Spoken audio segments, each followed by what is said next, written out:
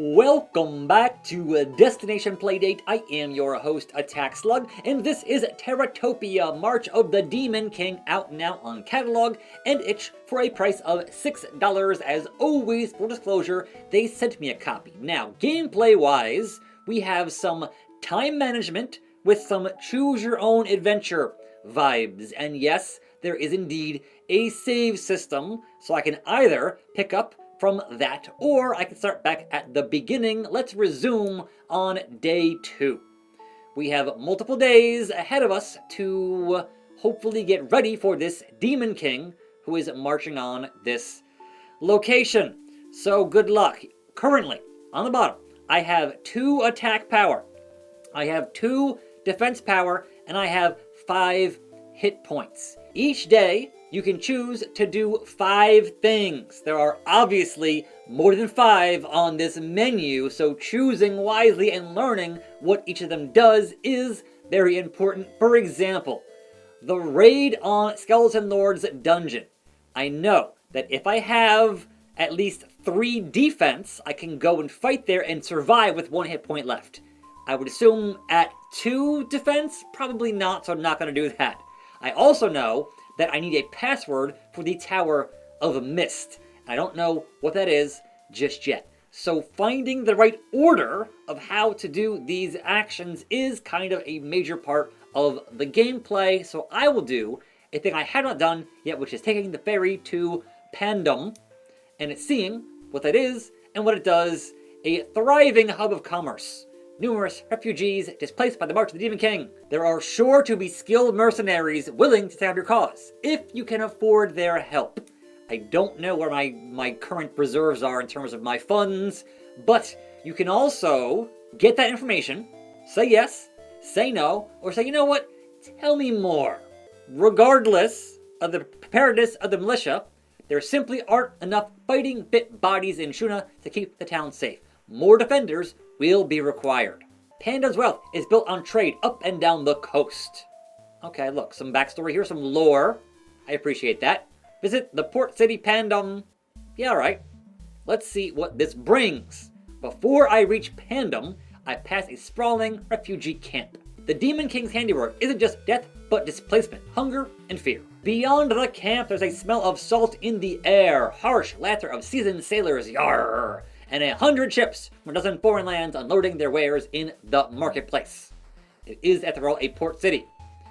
The Aido Tavern is where the deadliest mercenaries gather, but the camp is where those who hate the Demon King most can be found. And now we reach a point of decision. I decide to visit either the tavern or the camp. Now, again, I don't know what the outcome here will be, but I shall try the camp. In among the tents and hovels, you see a middle-aged man with a hollow look. He introduces himself as Darum. I've heard you're looking for fighters. The Demon King's armies destroyed the city of Excalibur and left nothing whole. I lost my home, my shop, my daughter. I considered a life of banditry after. But I know my daughter wouldn't approve. If you are going to make a stand, what's left of Excalibur's defenders and I will gladly join up. Better to die for a righteous cause than live in a world of ashes.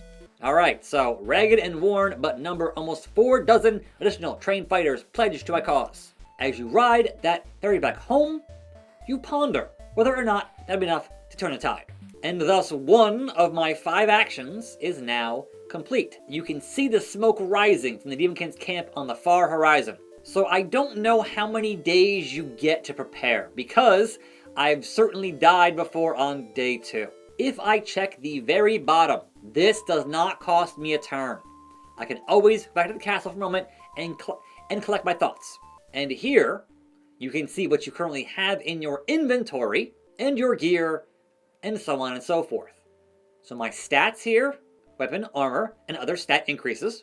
And so you can see that the power blessing was gained from praying at the water shrine for +1 in my power. There is currently nothing in my inventory. If there was, it would appear on the right-hand side of the screen. The town defense is currently the guys I just recruited, and my forces that are already here. They're hungry and ragged, but full of conviction. And I've trained with my own personal militia in the town. They're much more inspired. And I'm not sure why you would end the day prematurely, but I guess you can. Meanwhile, let's try to travel the shining path. Ruins from a long-forgotten civilization, far more advanced than anything else on the continent. Rumors abound of the powerful magical artifacts that can be found within, but also a fearsome basilisk guarding them. And I don't know how much power that has, and if I could survive that attack. Some even say knowledge of the existence is sufficient to fall victim, and its curse is only whispered about in hushed tones. Should I? Let's go for it. Sure, this could only go poorly for us. That's fine. The ruins themselves are covered with dirt and lichen, but the blue tinted metal beneath is still flawless and glossy. The way inside is illuminated by a series of glowing substanceless orbs. The spirits of the sun and moon that Cedric is so enamored of are silent here, but there is a faint, high-pitched hum that you can't locate the source of. The structure of the ruins is still in perfect condition. It's gorgeous in an ethereal way, but winding hallways and dead ends seem to greet your every excursion. But just as your resolve starts to flag, you round the corner, and it's an ancient metal mask taller than a man, a tangle of wires serving his hair. Thus, we enter into combat, and it's automatic. So if we have enough defense and enough hit points, we should be okay.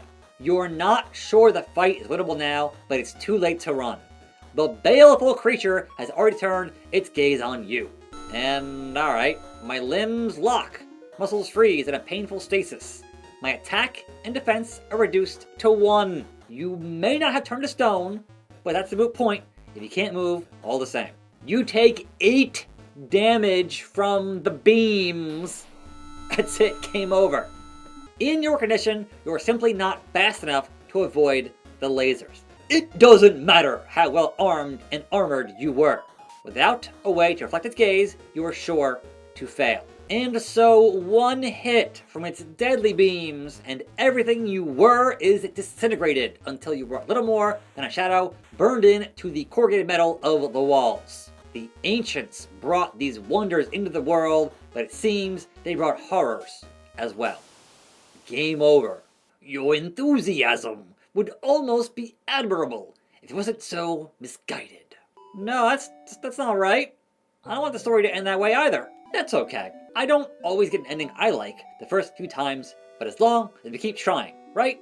I'm sure we'll get it right eventually. And once you hit that game over, guess what? It's time to look at your information that you've learned thus far. So now we know some things, like the Skeleton Lord and the Port City, and so once you've learned those things, they keep them in mind on your next playthrough. So if I were to say, hey man, what happened on the Shining Path? What happened with this deal here? Must be negated somehow. You need to find, I would assume, a mirror to reflect it back. As long as we're learning each time, I know we'll get there eventually. And thus, the journey begins again. This is Terratopia, March of the Demon King, out now on catalog and itch $6, link down in the description. Keep on cranking, more videos right here. I'll see you next time, and I'm out.